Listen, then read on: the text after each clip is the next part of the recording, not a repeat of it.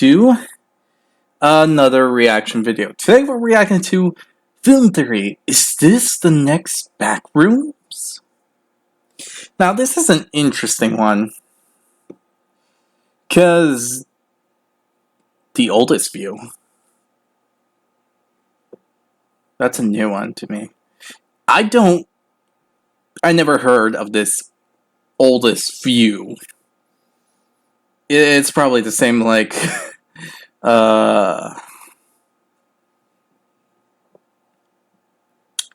like the Digital Circus and all that. And most likely, if there is a video of this, I'm gonna go watch it after this to see where that stands. So, if you think I'm getting behind on this, I'm not. Now, here's the thing. If I do watch it after this, it's probably just gonna be me observing and seeing everything for the first time with information that I know. So, this is probably a spoiler for me, and probably for you, but if you haven't seen the oldest view, I guess that's what its name is, because it's literally right there in quotations. Not even quotation, because that's not even the right word. Anyway, that's something else to really consider. But, get into the main point. If you want to see this theory yourself, before you see my own reaction to this, or something else to the kind of like that, well then, here is the chance to do it right now. Pause the video right now and go do it. If you don't, and you want to see this reaction video, then just stay on. But if you do enjoy this reaction video, be sure to hit the like button down below, hit the subscribe button to support the channel, support the content provided, and so on and so forth. Hit the notification button to be notified immediately when the video comes out. And if you have any videos you would like to recommend, put it down in the comment section below, and I'll react to them as soon as possible. Other than that, again, the link to this video will be down in the description below. So, yeah. Anyway, let's start this video, shall we?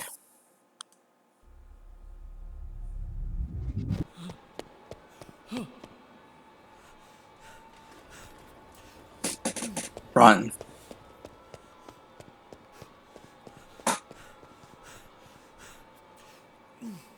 I am trapped down here. All the exits are closed and it's after me. I don't know if anyone will ever see this, but you need to know that... You need to know... What the...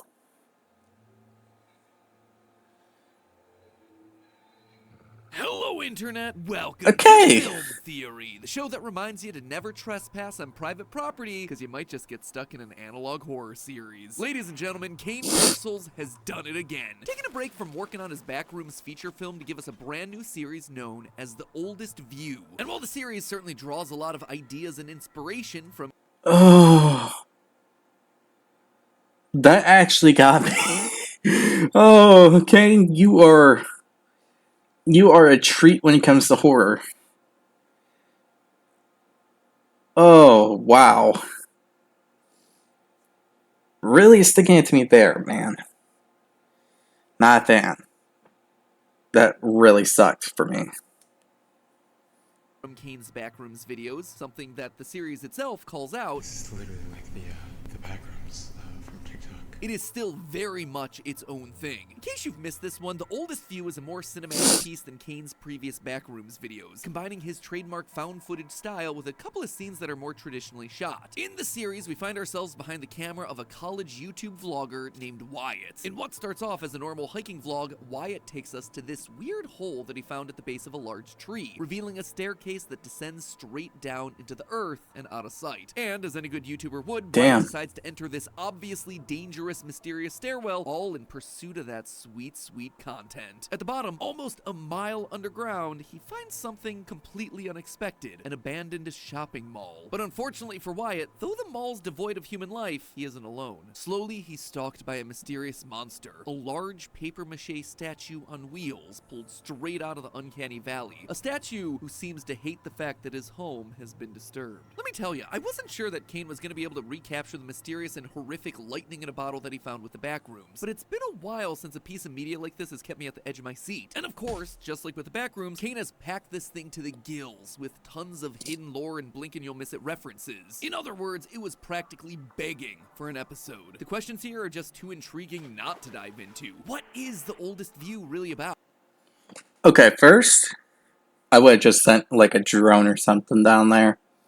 No way am I gonna go down into an abyss that's literally screaming for me to die.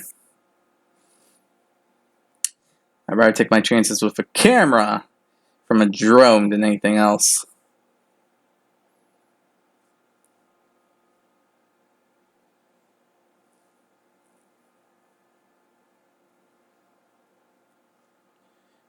And honestly, I'm actually kind of curious how he was able to set this up. Like, was it green screen? Like, was this like a hole that just he edited with a thing that goes down there, or what? Because this is actually pretty cool. And third, I got scared by a paper mache statue that was on wheels. Okay. That's not suspicious at all. Thing and why is it stalking an abandoned mall? Heck, what even is the deal with that mall and why is it a mile underground? Well, when you actually stop and do the research, underneath the layers of analog horror is a touching story about longing for the past and how to embrace nostalgia without getting consumed by it. And the craziest part, all of it is told through the lens of real people, real places. Oh, hence the oldest view. Really exists. So grab your camera phones and let's go to the mall, loyal theorists. It's time we head down the stairs into the oldest view. So I feel like the best place to start is with a quick recap of the events that we see in the series itself. The first episode is a bit of a strange one, given Kane's previous releases. It's a lot more atmospheric and traditionally cinematic than his previous work with the Backrooms. We open in a forest. Here we see a man walking around picking flowers and scribbling in a small notebook. But what's interesting is that while the forest around him is bustling with life, full of the green color that you'd expect to find in the woods, the man himself is black and white, literally monochromatic. That said, we don't stick around with this guy long, quickly cutting to scenes of someone's terrifying arts and crafts project, eventually creating an ominous mask. Wonder if that one's gonna come up again. Spoiler alert, it does. The second and third episodes take on a style a lot closer to what we've been used to, putting us in the shoes of Wyatt, the YouTube vlogger that we mentioned at the top of the episode. What's up, guys? Wyatt here. Wyatt takes his viewers down the mysterious stairwell that he found in the middle of nowhere, descending down and out of sight before eventually... So it's a series thing. Alright. That's interesting. In the comment section below, real quick, if you want me to see this whole series, just comment down there and I'll react to it. Just saying, I will. If you all ask, that is. Eventually finding himself in that abandoned mall. After exploring around for a bit, Wyatt finds that all the stores are closed, and that the exits of the mall just lead out to rock walls. But while it seems Wyatt is alone at first, he eventually runs into this nightmare fuel. And this isn't just some weird modern art piece. This creature, known as the Rolling Giant, starts to follow Wyatt around the mall, an inanimate object somehow coming to life and stalking him. I'm leaving. I'm trying to leave. Deciding that the views just aren't going to be worth it, Wyatt heads back to the stairs where he entered, only to find that he's been caved in. He's trapped in here with this murderous paper-mache monster and only a few options. While running from the creature, Wyatt finds himself in the mall's backroom hallways, eventually leading to an office space that has a map of the mall and directions to another exit. But as Wyatt leaves the office backrooms and heads back into the main part of the mall, it's changed. It's become overgrown by plants and wildlife. Undeterred, Wyatt begins climbing for the exit that he found on the map. Unfortunately, the rafters collapse and Wyatt falls, only for the episode to once again shift into a more cinematic, atmospheric scene, similar to the those of the first episode. Here we see Wyatt's corpse and broken phone laying in the dirt at the same forest from the beginning, as the giant looks on, hidden in the trees. So, what the heck's going on with this? Well, the way I see it, there are three main mysteries in the series so far. Number one, what's up with the mall? Number two, what is this monster supposed to be? And number three, what's it all trying to tell us? So let's just do our best to break down what we can, starting with what's going on in the mall. Almost immediately. This mall is really cleverly made. From what it looks like, it seems like a regular mall at first when you descend into it. But there's so many things that can change. Like, I'm surprised Kane was able to make the mall look normal, then look like it, like there was a great grow of Mother Nature just popping out in through the whole building and all that. You don't really see that often. The one example I can think of in the top of my head is The Last of Us Part 1. Not a fan of Part 2. Really not. It seems like a bit of a letdown for a sequel.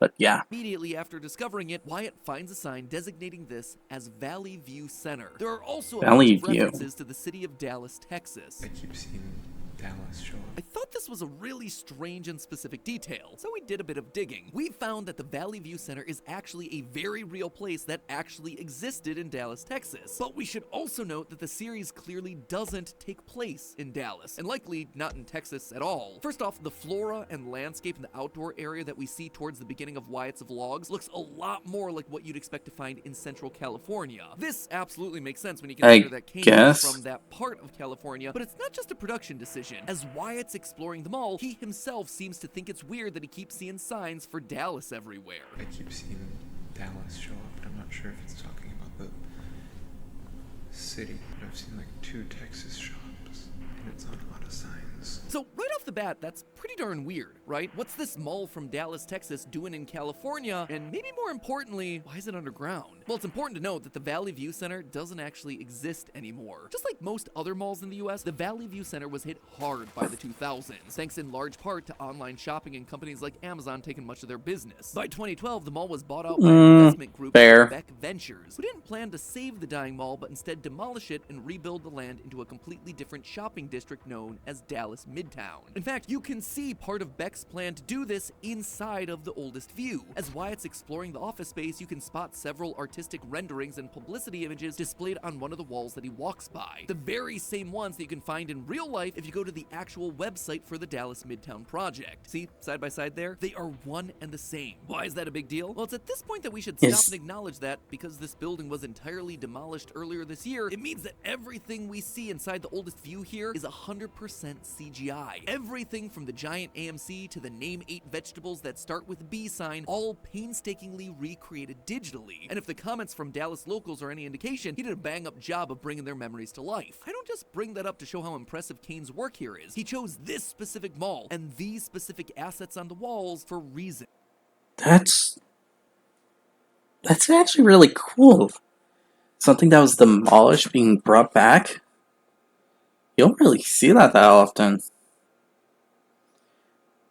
Wait.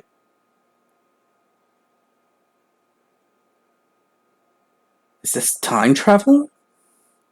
Did he enter a certain point of when the mall was being closed for renovations? It's so weird. And it all comes down to the rolling giant that stalks Wyatt throughout the video. Why? Well, this leads us to mystery number 2. What's the deal with the monster? Follow me here. Like most cities do, Dallas is no stranger to gassing up their local celebrities that either came from the city or helped put the city on the map. But while most other cities would just leave it at building statues or naming buildings after that famous person, Dallas does something a little bit different with their metaphorical giants. They turn them into literal giants. See, in 2012, a group of local artists in Dallas organized something they called the Parade of Giants, where many famous What? Dallasonians from the city's past would be lovingly recreated as large statues. Statues that would then get rolled through the streets. Okay, that's too much of a Fun, isn't it, coincidence. right? At the same time as the Parade of Giants, before the Valley View Center was sold and demolished, many of its storefronts were rented to local artists to showcase their work in a push known as the Gallery at Midtown. This has become a haven for local Dallas artists while this mall is undergoing a transition. Something we see referenced not only on the first sign that Wyatt comes across, but also all across the mall. One of these artists was Kevin Obregon. We can actually see his studio among others as Wyatt strolls across the mall. And the giant that he created for the parade? Yep, it is one and the same with the giant that we see stalking Wyatt throughout the mall. A statue who was the literal Too poster coincidental.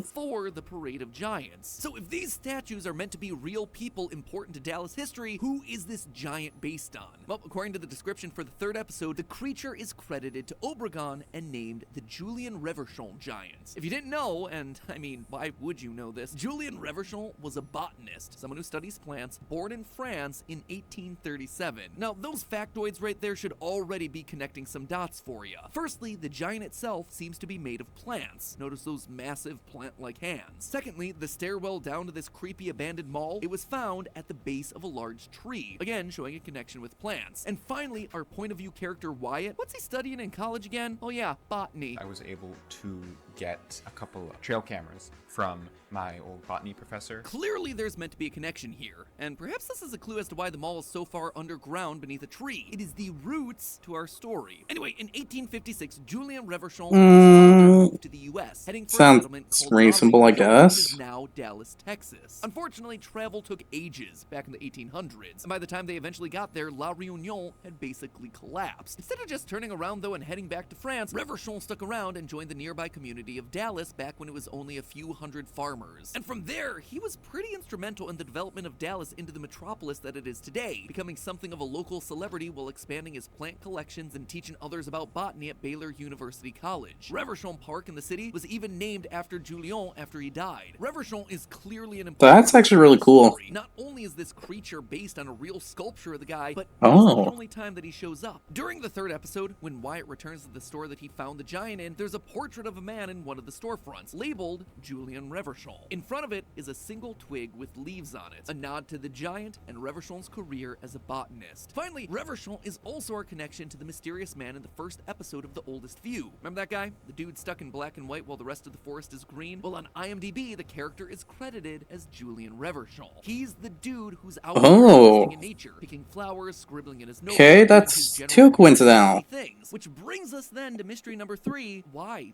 What does any of this even mean? This series clearly has a lot of very specific, very regional references to real-world people, events, and history. This stuff was not Obviously. an accident. This isn't meant to be a bunch of Easter eggs or random decisions. This all means something, and I think we can decipher it starting here, in the back rooms of the mall. While in the office, Wyatt finds himself a piece of paper that describes fire safety protocols for the Valley View Center. It is very detailed. It even refers to several other documents with numbers on them, each with a specific purpose. But if you break down the numbers, they all have hidden meanings. They're all dates that describe very specific periods of time. Document 1855-1857 can be broken down into the years 1855 and 1857, the exact date range that the La Réunion settlement outside of Dallas existed. Remember, this was the place that Reverchon was leaving France for, before the community collapsed and Reverchon was forced to move to Dallas. The next Okay. document, 1973-2023, refers to the dates 1973 to 2023. If you dig into the history of the Valley View Center Mall, you'll find that it was first built in 1973, and that the last remnant of it was demolished earlier this year in 2023. And finally, the third document references 1837 and 1905, the years Reverchon was born and died. But we can actually take things even deeper by looking at the instructions attached to each of these numbers. See, these aren't just Easter eggs, they're clues to tell us what the series is trying to say, at least thematically. Document 1855-1857, the one referencing La Réunion, refers to emergency assembly points, places to safely gather in the event of a fire, described as a Okay. safe distance from the building if it were ever to have structural issues from damage. If this is meant to be where you go in the case of an emergency, it cannot be a coincidence that the numbers are pointing to a town that ultimately didn't survive. It's pretty pretty ironic. One that's even more interesting, though, is document 18371905, the one pointing to Reverchon's life. This one is talking about what people should do if the exit routes become inaccessible. In other words, this document seems to be thematically telling us the way out of this situation. The way to solve Wyatt's problem and escape from this danger is going to be looking at Reverchon himself, his life, his decisions, what was important to him, and what the giant represents throughout the series. What do I mean by that? Well, think about what we actually see the Reverchon giant doing throughout the videos. He aggressively follows Wyatt and spooks him, but he doesn't kill Wyatt. In fact, the only real indication that we have of what the giant's after, as the giant corners him, Wyatt asks, What do you want?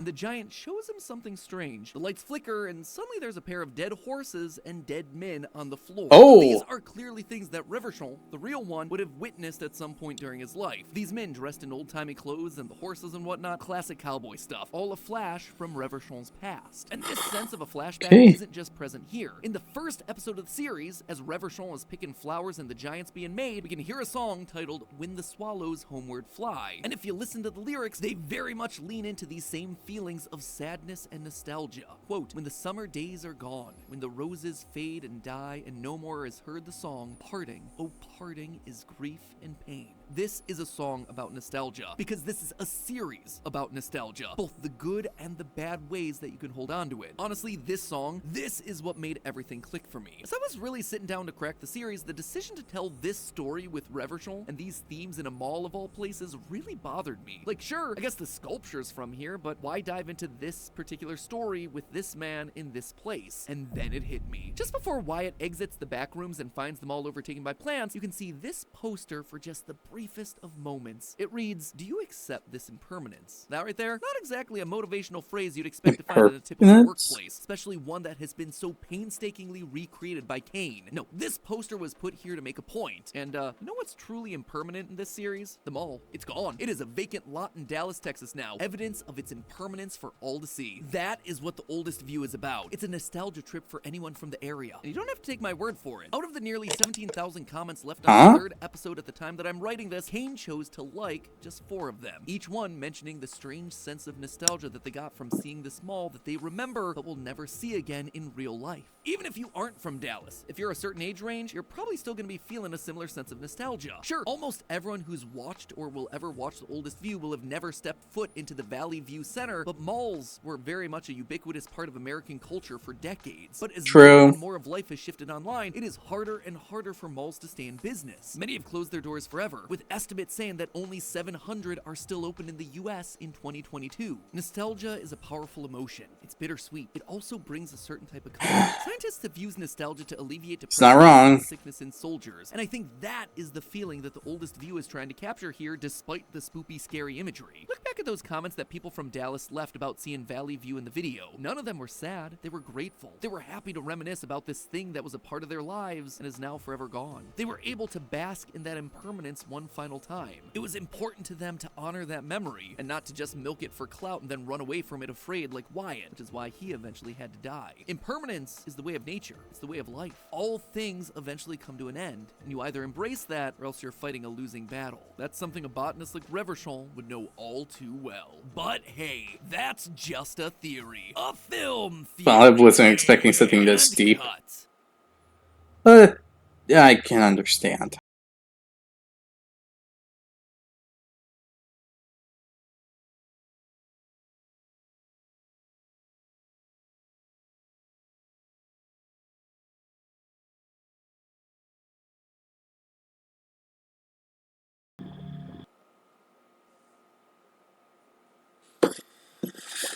Well, that's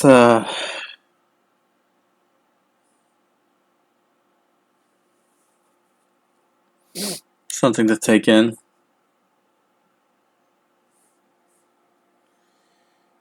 Ooh, what to take in from this?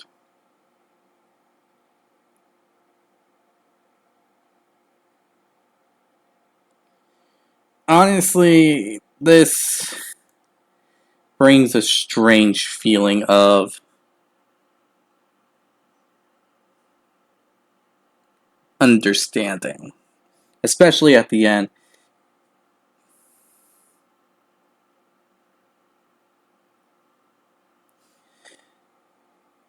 This actually seems like a really good series, at least from what I'm seeing from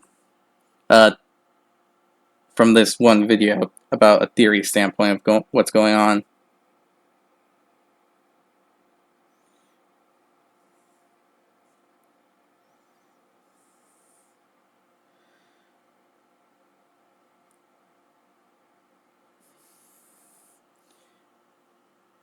And I can't really fault the evidence and clues that and answers that he's bringing up, mainly because I don't really know anything about this.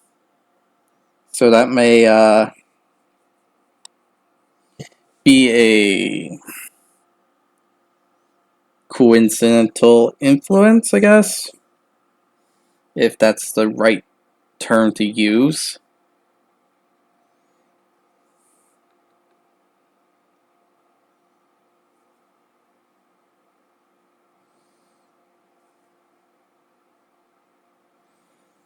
Yeah, I think that might be the right term to use.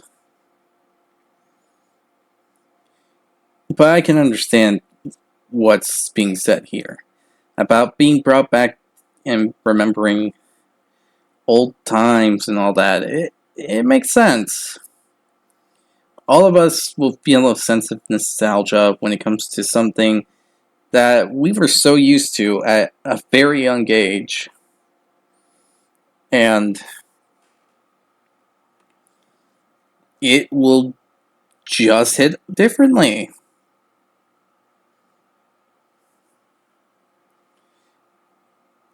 I can't fault anyone for that, because it just makes not only too much sense, but also it hits, it just hits in a certain area.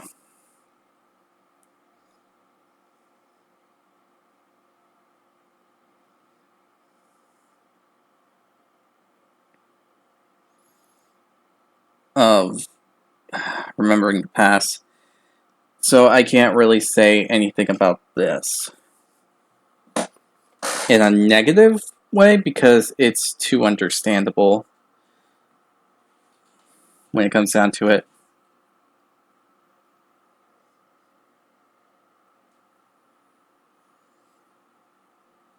But yeah, this makes me curious about this series. So with this said, I hope you all enjoyed this video. And if you did, hit the like button down below. Hit the subscribe button to support the channel, support the content provided, and so on and so forth. Hit the notification button, be notified immediately when your video comes out. And yeah, I hope you all enjoy it once more, and I'll see you all next time. And tell me what you think of this this series. Is it a really good one that you enjoy if you have seen it, or you think the Backrooms is better? I have to see this myself, but if you guys want me to do a reaction on it, again, put it down in the comment section below. But with all this said, again, I'll see you all next time. Bye!